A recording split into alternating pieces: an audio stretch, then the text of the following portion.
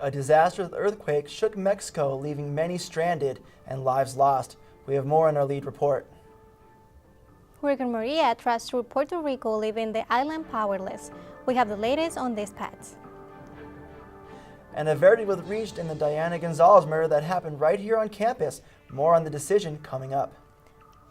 And later, President Trump created waves with his first UN speech. We have an update on the latest that came out in the UN appearance. Newscene starts right now.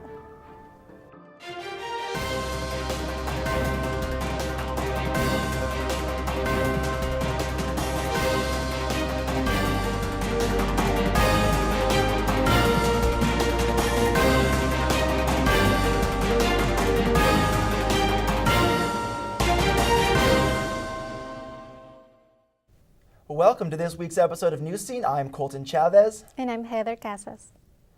The death toll continues to rise in Mexico following a massive earthquake earlier this week. Celia Jimenez is here with more on the recovery efforts that are still underway. Celia? Thank you, Colton. 30 years old after the anniversary of the 1985 earthquake, Mexico City suffered another 7.1 quake on Tuesday. The death toll stands at 286 and 1,900 people are injured. The ground trembled just minutes after the city finished a massive earthquake drill. The epicenter was in Puebla, affecting several states from central Mexico. In Mexico City, 52 buildings collapsed and more than 4.5 million people were left without power. The airport was shut down for several hours and classes were canceled. Many hospitals offer urgent care and psychological counseling for the victims. Nearly 3,000 buildings have structural damage and more than 50,000 people are working around the clock to find survivors. Today, 60 people have been rescued, including 19 kids and 6 adults from an elementary school. Mexican Customs has authorized the entry of tax-free products donations. They are asking for basic medical supplies, hygiene products, and food. For more information, access the website that is on the screen or go to comoayudar.mx, where you can donate to different organizations. If you are planning to take relief supplies across the border, consider contacting local customs to avoid any delays. And that's all the information I have. Back to you at the desk. Thank you, Celia. Many City College students, faculty, and staff have family and friends in Mexico City, and some still waiting for words of their safety. I started just getting really anxious. I messaged my mom. So far, everyone's been safe. I was starting a class, so I just let the students know, just give me 5 minutes, don't ask anything. Still, there are some friends that I haven't heard from them. No. Google has set up an earthquake in Mexico search page and person finder to assist those who are either looking for someone or have information about someone. Mexico's National Civil Defense Chief assures us the rescue operations will continue and they won't stop. We have been feeling Mother Nature's wrath for the past 2 weeks. Here's Jack Tumiquez with the latest in weather. Jack? Thank you, Colton. The past few weeks, we've brought you the updates from Hurricane Harvey, Irma, and all those to the Jose, who is currently causing havoc off the east coast by New Jersey. While Jose's rains, winds, and riptides pick up, meteorologist Jeff Weber doesn't believe the eye of the storm will reach the U.S. mainland, but parts of the storm could still hit New Jersey. Both Irma and Harvey tore through the U.S. Gulf Coast, causing billions in damage. The storm has left many without food, water, and electricity, and many other everyday necessities. Back to you guys at the desk. The City College Health Clinic is warning students to take precautions to spread the disease. Some of the symptoms include fever, fatigue, nausea, and stomach pain. It's best frequently to wash your hands with warm water, avoid sharing food, and make sure you get vaccinated. If you experience any of these symptoms, you should seek medical attention and visit the health clinic here on campus.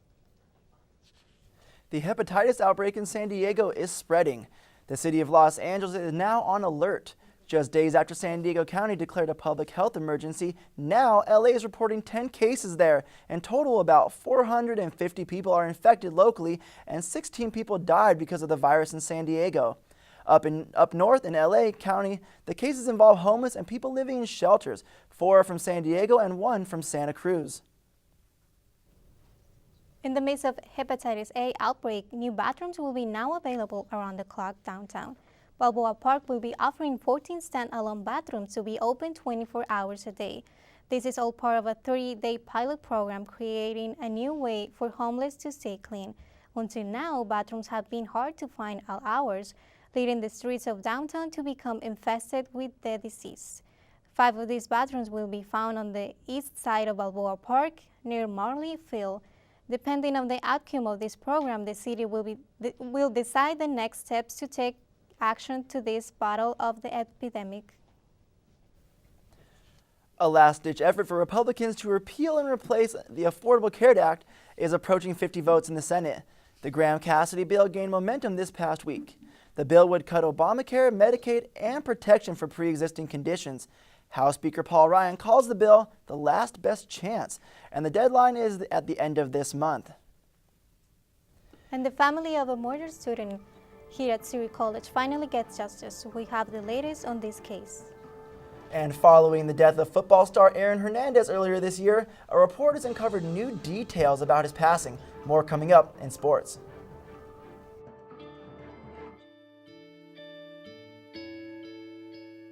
Calls me googly eyes. You know you're beautiful, right? You know that? Even you are beautiful. I got bullied for wearing glasses. Share if you're against bullying. We put it out there, just took off. 3 million people have shared this post. Don't let bullies get you down. I stand with you. The whole family's wearing glasses. I wear glasses and I'm proud. I even have the army on my team. All the kind comments brought my child joy. I don't feel thank you is enough. Next.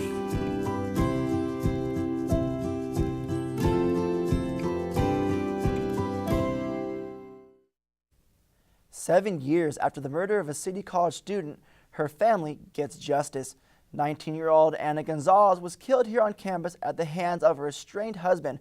Maria Murcia takes a look back on the case that brought awareness to the domestic violence. October 12, 2010. Just after 10 p.m., nursing student, 19-year-old Diana Gonzalez is murdered inside a men's bathroom in the M building on campus. It turns out Diana had been stalked for months by her killer and former husband, Armando Perez.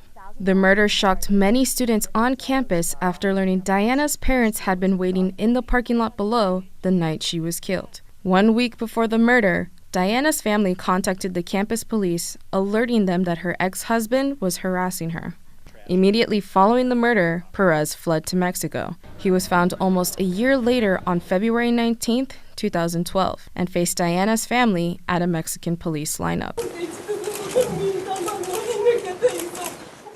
The estranged couple had a young daughter who is now being raised by Diana's family.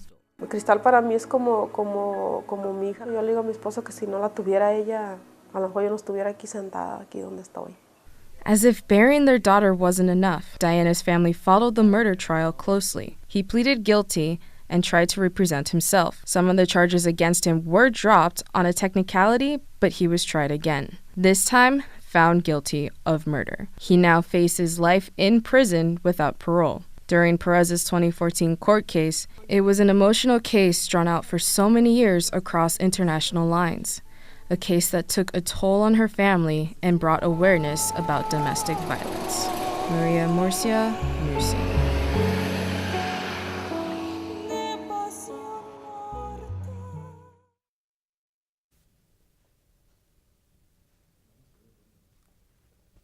Earlier this week, President Donald Trump gave his first speech at the United Nations General Assembly.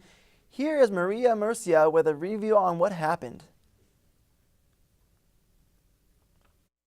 President Trump delivered certain points that have captured audiences' attention globally. First, his warning to North Korea after they launched yet another missile test over Japan.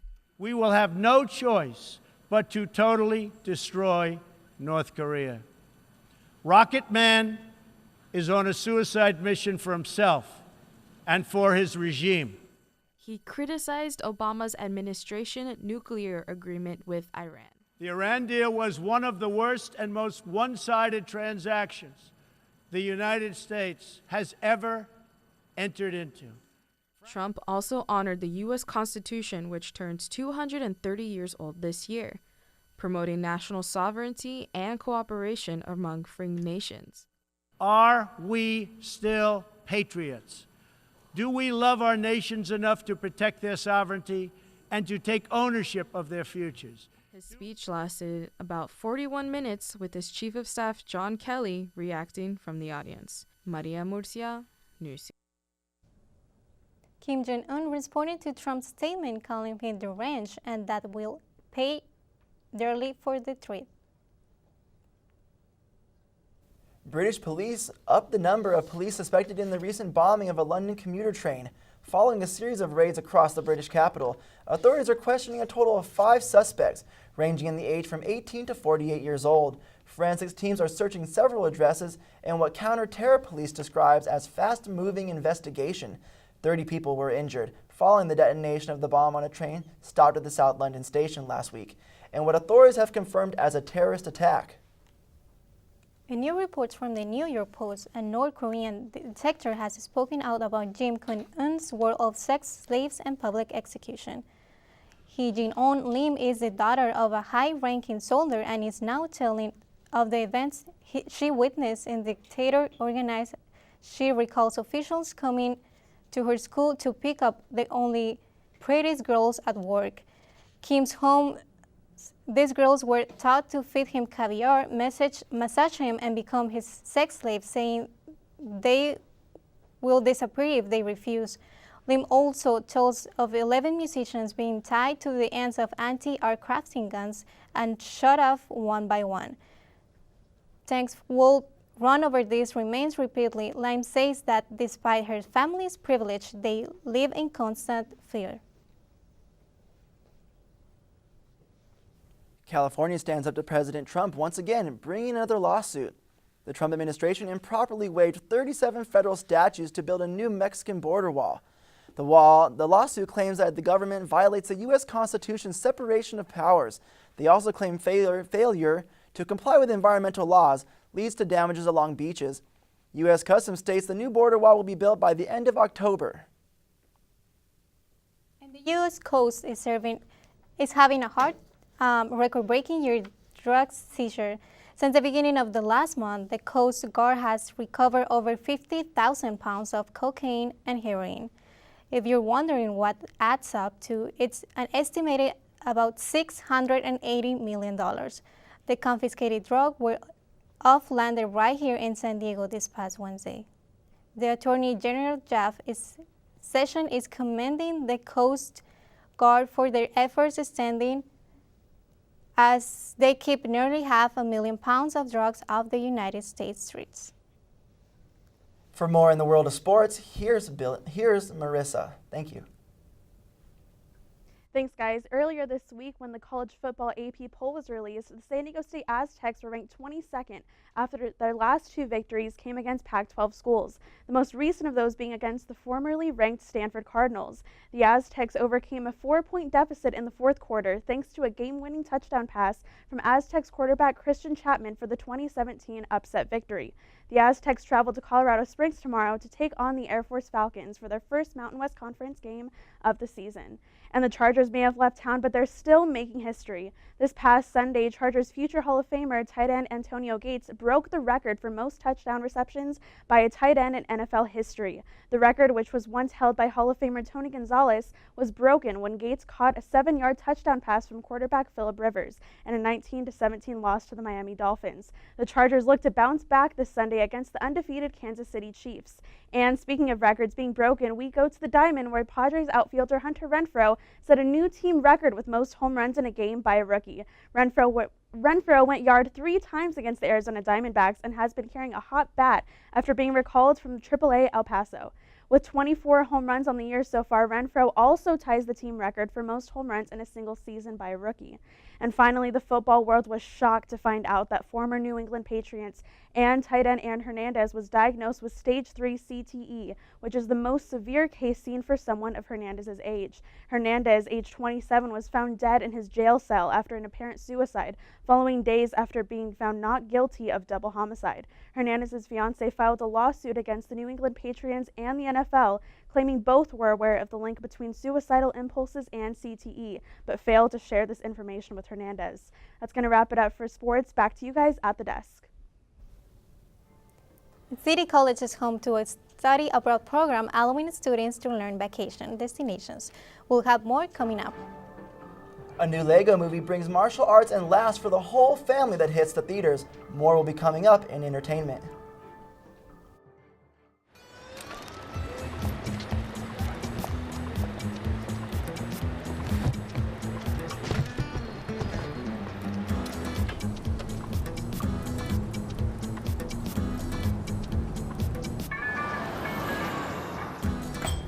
It's a short ride from your neighborhood to your naturehood. To find a neighborhood park or green space near you, visit discovertheforest.org. City College Spanish students will have a unique opportunity this winter to visit their country of study. Claudia Robles has a story.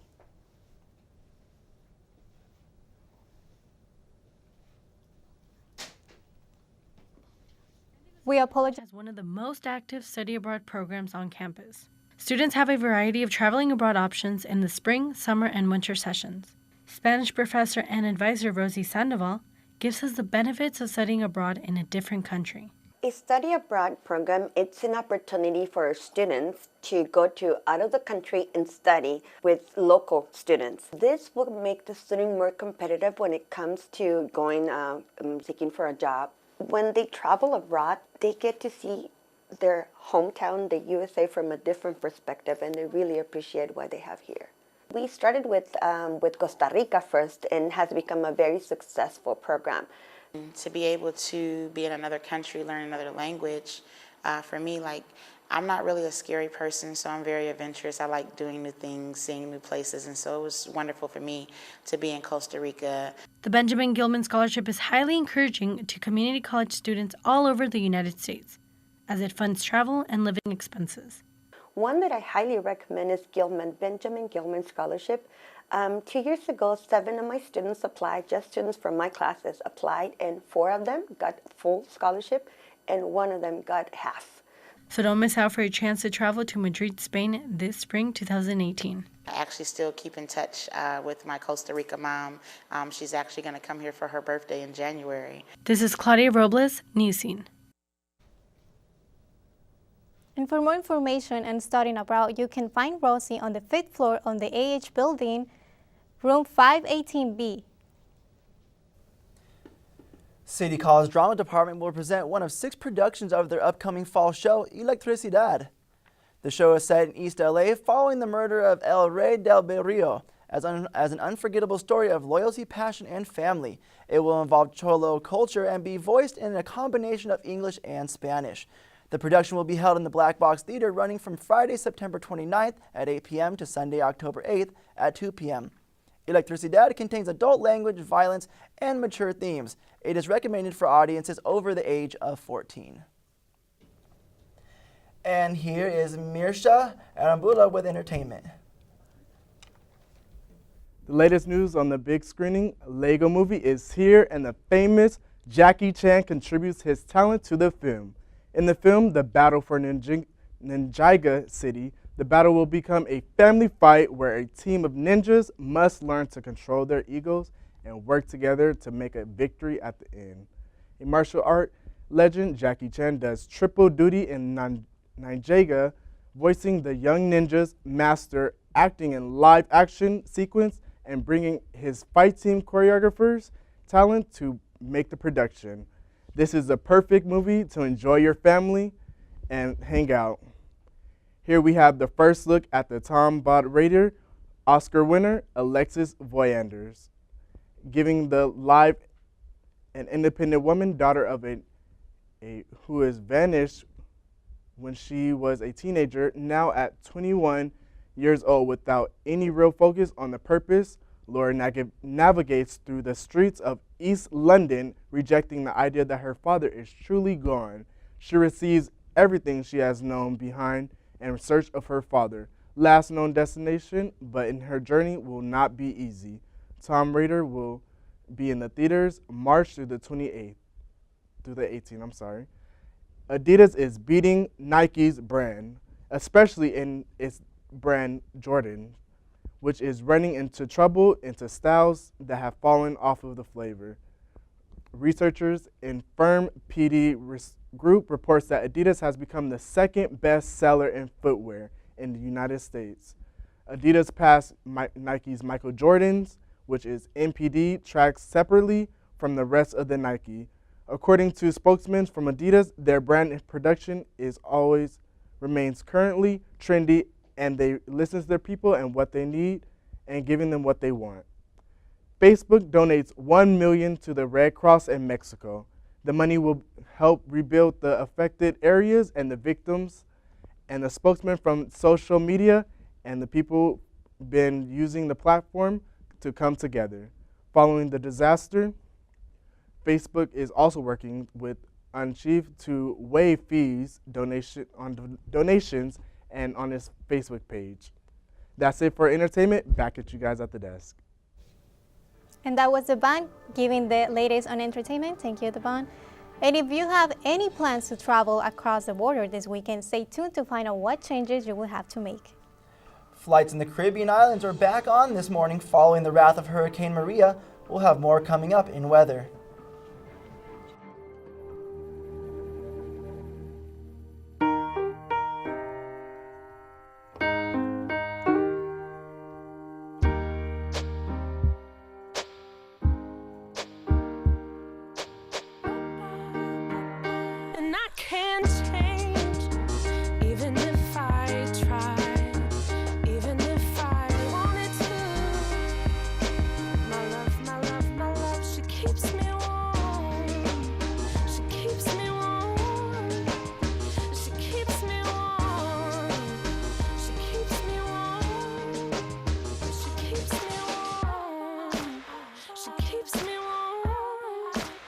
We are neighbors and best friends. I love my sister.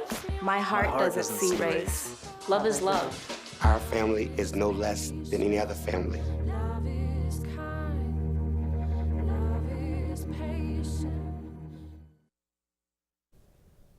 And we have had some abnormal weather in the Caribbean for the past month.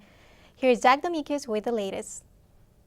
Thank you, guys. In breaking news, Puerto Rico officials have announced that a dam is ready to break, and over 70,000 residents have been informed to evacuate the area.